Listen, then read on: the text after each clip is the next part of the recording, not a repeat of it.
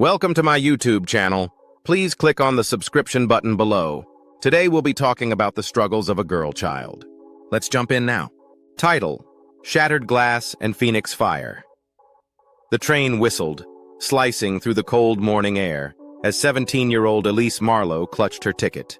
Her fingers trembled, not from the chill, but from the weight of the decision she had made. Behind her lay a crumbling house on the outskirts of Millfield, a town where dreams were mere whispers. Ahead was Barrowford Institute, a prestigious academic haven for the driven. Elise had earned her spot through sheer grit, but the acceptance letter felt like an invitation to a war she wasn't sure she could survive. The Barrowford arrival. Barrowford Institute was breathtaking. Its towering brick buildings, ivy-covered walls, and sprawling quads seemed pulled from the pages of a novel. But for Elise, it was intimidating.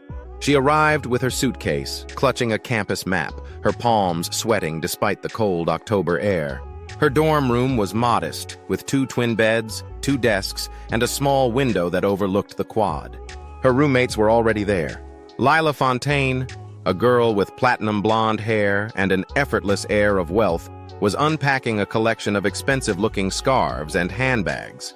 Her family was well known in academic circles, and she seemed to radiate privilege. Cassidy Yates, the other roommate, was the opposite. She had dark hair cropped short, wore oversized sweaters, and kept to herself. Elise noticed the sketchbook in her hand and the careful way Cassidy avoided eye contact. "Hi, I'm Elise," she said, trying to break the ice. Lila glanced at her, offered a tight smile, and returned to unpacking. Cassidy murmured something unintelligible and buried herself in her sketchbook. The silence that followed was heavy, and Elise felt more alone than ever. The struggles begin. Classes were even harder than Elise had imagined. Her first lecture, on 18th century literature, was taught by the notoriously harsh Professor Edmund Vail. Tall, with sharp features and piercing gray eyes, Professor Vail was a man who demanded excellence. "The world doesn't need more mediocrity," he said on the first day, his voice slicing through the lecture hall. "If you're not willing to give everything, leave now."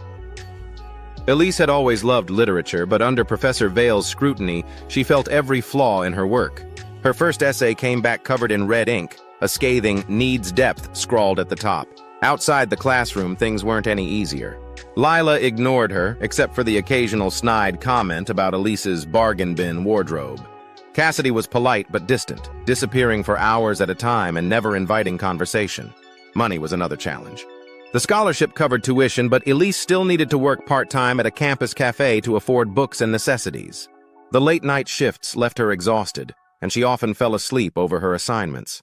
Please use the link below to register for your first anime class. Click on the subscription button and the bell icon.